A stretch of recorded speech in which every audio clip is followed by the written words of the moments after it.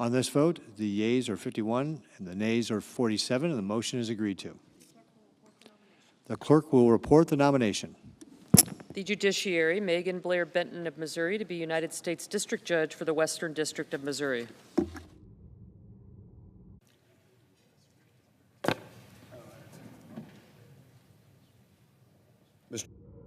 Senator from Mississippi. Mr. President, in a moment, my friend and fellow Senator Cindy Hyde-Smith will join me in taking a few moments to highlight the damage done, the devastation done by Winter Storm Fern, along with the resilience of our community and the citizens and leadership there.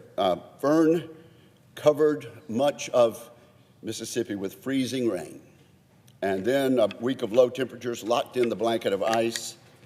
Nearly 200,000 homes lost power. Road travel became almost impossible. Temperatures are rising a bit now, but tragically, there's still very much devastation. And at this point, 26 Mississippians have lost their lives because of this winter storm. And that number, unfortunately, is rising every day. I do want to commend, as Senator Hyde-Smith will, the communities, the churches, the schools, the businesses, donation centers, neighbors using Facebook to coordinate food distribution and boost morale, and the crews from Mississippi and from all around the country coming to help. At this point, we have 80% of affected homes now have their power restored. I commend local leaders, mayors, commissioners, the response team from FEMA, many of whom we know personally, and we're thankful for what they've done and for the resilience. I've said this in past years. In Mississippi, our federal delegation is in this for the long haul, just like we are with the tornadoes that occurred earlier. And we're grateful to the President and for our friends at FEMA for helping us recover.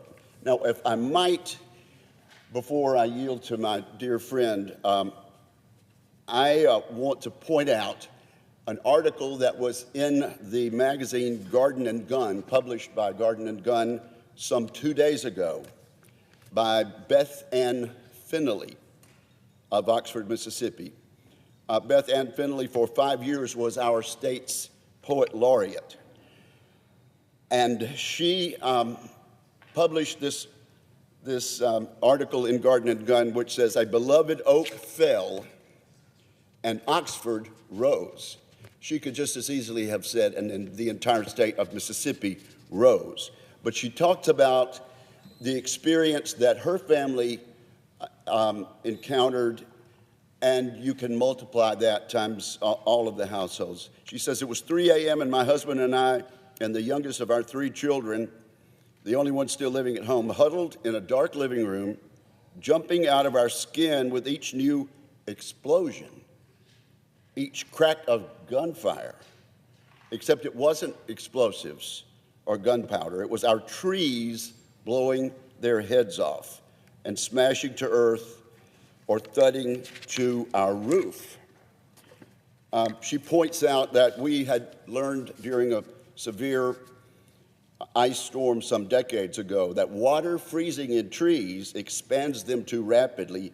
They explode from the pressure, taking power lines with them. Some folks lose power for weeks. It's the sound of gunfire. A very good article, very well read by someone, very well written by someone who would be poet laureate. And she ends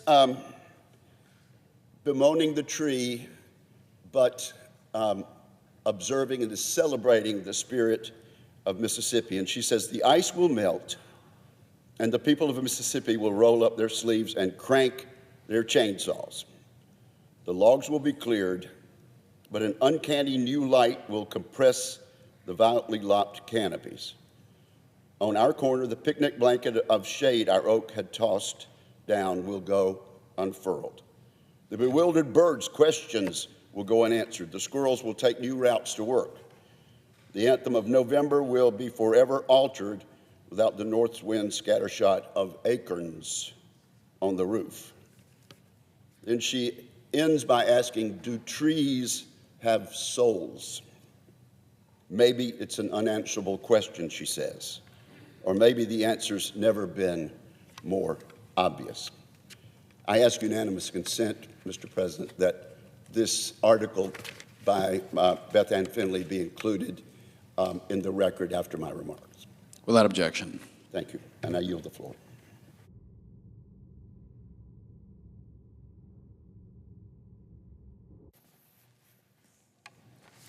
Mr. President. The other distinguished senator of Mississippi. Thank you, Mr. President. I join my colleague, Senator Roger Wicker, to draw the attention of the American people to the widespread devastation caused by Winter Storm Fern. This powerful storm has affected millions of Americans across the country, but its effects were especially severe in the South, a region not typically equipped to manage prolonged snow, ice, sleet, and dangerous winter conditions. This storm was particularly devastating in Mississippi, a state that simply lacks the infrastructure and equipment necessary to respond to a storm of this magnitude. We are just not prepared and certainly don't know how to drive on the roads during this time. Tragically, Winter Storm Fern has claimed the lives of at least 26 Mississippians as of February the 2nd. Each loss is heartbreaking and comes with so many stories, as Senator Wicker reflected upon.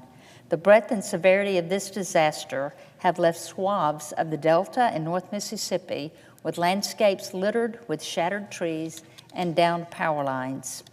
Line crews in this bitter cold from Mississippi and other states are making steady progress in restoring power to nearly 200,000 families and businesses that lost power.